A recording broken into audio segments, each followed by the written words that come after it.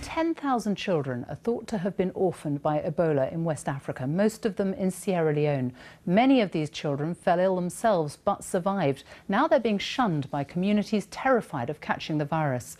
Tulip Mazumda travelled to an orphanage in Sierra Leone's capital, Freetown, to find out what the future holds for some of these children. Behind these playful smiles is great pain and great loss. All these children have a tragic tale to tell. Most are Ebola orphans. Haja lost almost all of her family to the virus. 10 of them died. Only I survived.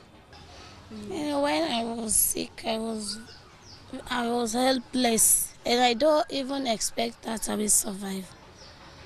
12-year-old Mohammed has arrived in the last few days.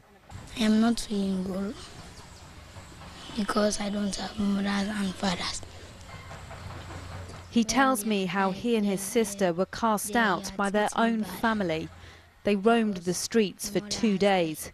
Eventually, they were brought here. I am feeling good when I'm here. They will take care of me well. I eat good food. I sleep. I play good play. I will study.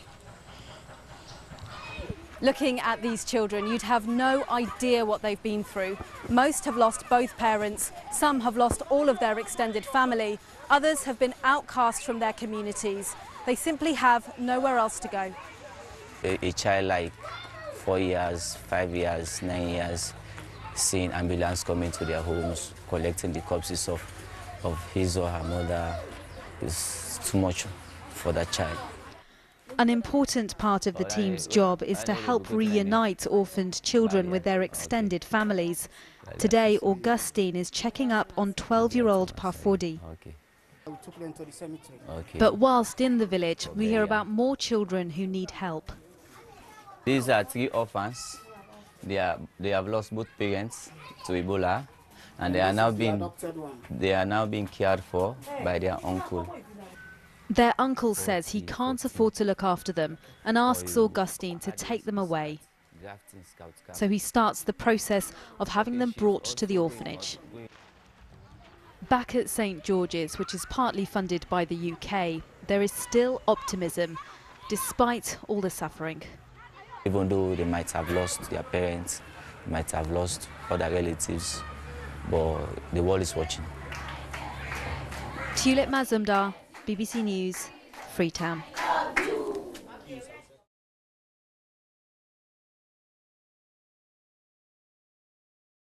A sad piece of news this morning from Sierra Leone. The news of the death of just one man, but quite a man. Augustine Baker has been described as a hero, a Sierra Leonean who worked with children orphaned by Ebola. He helped to run the British-funded St George's Orphanage in the capital, Freetown. Tulip Mazumda's on the line. What do we know about what happened to him, Tulip? What we know is that he became ill last week at the orphanage. He was at a staff meeting. He collapsed. Staff at the orphanage all ran to help him. So they have now potentially been exposed to the virus. He was taken to a local treatment centre. And then yesterday, sadly, we heard the news that he'd passed away. The orphanage itself is now under quarantine. It will be for the next couple of weeks at least. They'll be looking at whether anybody else there does develop symptoms. That hasn't happened so far.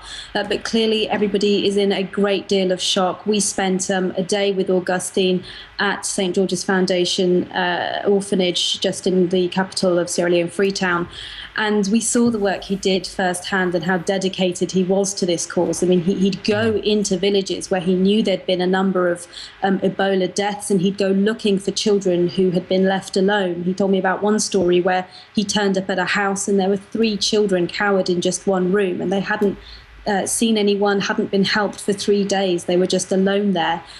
He also went into communities and tried to reunite children orphaned by Ebola with their extended families, telling them, look, these children are safe to come back to you. You don't need to be suspicious of them. So clearly a remarkable man and a massive loss to that orphanage.